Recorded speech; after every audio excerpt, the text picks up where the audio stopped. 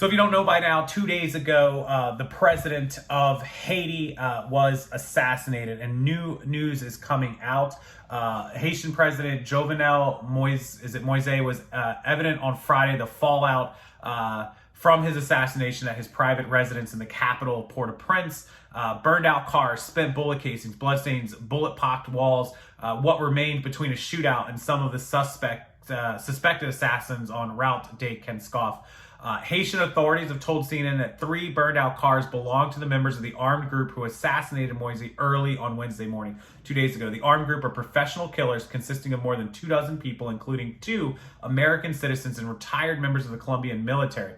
But as more details begin to emerge of the people who killed Moïse, little is known about the suspected masterminds and their motivation for the attack. So crazy story. It'll be up behind me. Police have detained 17 suspects in connection to the fatal shooting, and a mass countrywide manhunt is underway for at least 8 additional suspects, so 25 total. The State Department is aware of the arrest of 2 U.S. citizens in Haiti following the attack, and the U.S. is sending investigative assistance to the country on its request. Haitian officials have given conflicting accounts and numbers for those killed following the assassination attack, citing figures from Haitian police. The office of Acting Prime Minister Claude Joseph told CNN that 3 suspects were killed in a shootout with authorities, and 11 men have been arrested in the grounds of Taiwan's embassy in the capital, Port-au-Prince. Taiwan's Foreign Minister Joanne Wu told CNN the embassy called local police after security guards reported a group of armed suspects entering embassy grounds. She said 11 suspects, described a separate foreign ministry statement as mercenaries, were arrested at 4 p.m. inside the embassy without resistance, and only a few doors and windows were damaged. Whew. So tough story there. They got pictures of them. They'll be popping up behind me. Apparently 15 of them that were detained were Colombian nationals. He paraded some of the suspects at a press conference alongside an array of military-style weapons that they had on them. 13 retired members of the Colombian army, all believed to be involved in Moïse's assassination, traveled to Haiti over the past months, almost all of them through the Dominican Republic.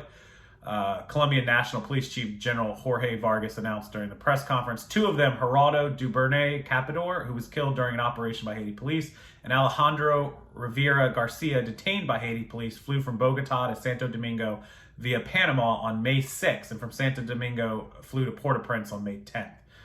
So they talk about all the rest of that. I'll link the story. Haiti's president assassinated on Wednesday morning, and now the fallout is coming.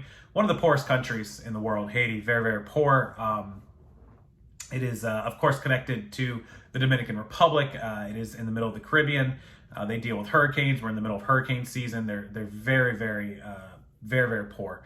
I've been to Haiti, and I went to Haiti on a cruise, which sounds bad, but the cruise ships bring them a lot of money in tourism, so it does help them.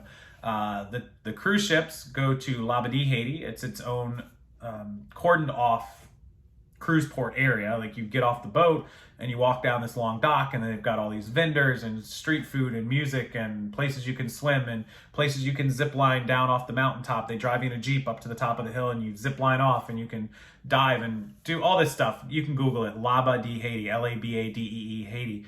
But at the top of that mountain, when they drive you in the Jeep up to the top to zip line, and zip lined off the mountain down into the water, there's a huge wall, and there's armed guards that keep the other side of the island. It's a hill. It's a big hill, like a big mountain, and you're in a cove, right? And that mountain is the only thing separating you from the locals, and they've got these big walls and armed Haitian guards who keep anybody from coming over to the cruise side to protect the cruise visitors, and to keep that tourism business and money flowing in. So, yeah, it's a poor country. When you're up there at that wall, you can see, it's kind of a fancy thing, like, you can see through it. You can see just like how dirty and destitute you're looking down, and you can see all of this like slums and buried city. And it's just, and that was after the Port-au-Prince 2010 earthquake. So I was probably in Haiti around 2015, 2014, 2016, maybe somewhere 14 to 16. So only 4 to 5 years after the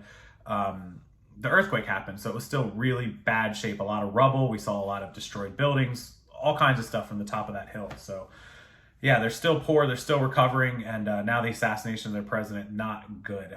You ever been to Haiti? Anybody been to Haiti? Comment below. Let me know what you think about it, but we'll keep an eye on this story and see what happens in the coming days. That one was from multiple reporters over at CNN. I don't pick my news stories based on my politics. I just grab the story that makes the most sense. Thanks, guys, for watching again. Hit that thumbs up button. Make sure you subscribe to the channel, and I'll see you in the next story.